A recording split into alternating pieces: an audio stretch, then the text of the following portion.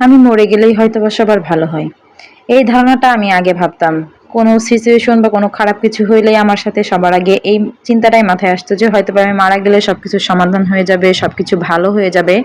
আবার সবাই ভালো মতন থাকতে পারবে, ভালো মতো বাঁচতে পৃথিবী পারবে। শূন্যস্থান পছন্দ করে না। আমার জায়গাটা হয়তোবা অন্য কেউ নেবে। আমি যেই কাজগুলো করতাম হয়তোবা অন্য কেউ সেই কাজগুলো করবে। অন্য কেউ আসবে এদের জীবনে যে আমার জায়গাটা নেবে। এর মাঝখানে শুধুমাত্র যা ক্ষতি হবে সেটা আমারই হবে। কারণ আমি আমার এত সুন্দর একটা জীবনকে নিজে হাতে শেষ করে দিলাম।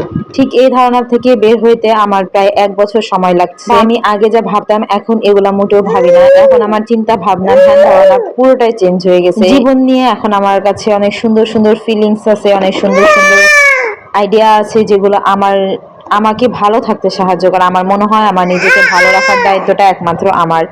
আমাকে ভালো রাখার দায়িত্ব পৃথিবীর কারণ না। আমি যদি নিজেকে ভালো রাখতে পারি, নিজেকে ভালো না রাখতে পারি এটা আমার ব্যর্থতা। এবং এই আত্মহত্যার চিন্তা ভাবনা থেকে বেরোইতে আমাকে ধর্মীয় শিক্ষা অনেক বেশি হেল্প করছে। কারণ আত্মহত্যা মহাপাপ, এটা সকল ধর্মেই লেখা আছে, সকল ধর্মই বলে। তুমি যে ধর্মেরই অনুসারী হও না কেন, কোনো ধর্মে আত্মহত্যা করাকে বৈধতা দেওয়া হয়নি। আত্মহত্যা সব জায়গায় অপরাধ হিসেবেই গণ্য হয়েছে।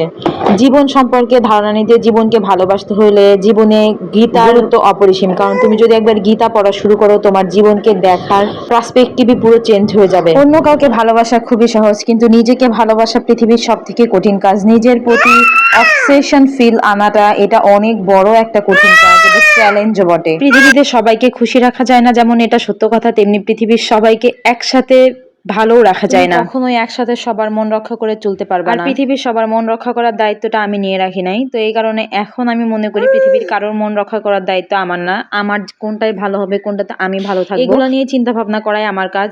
আমি কোনো টক্সিক সম্পর্কে থাকতে চাই না।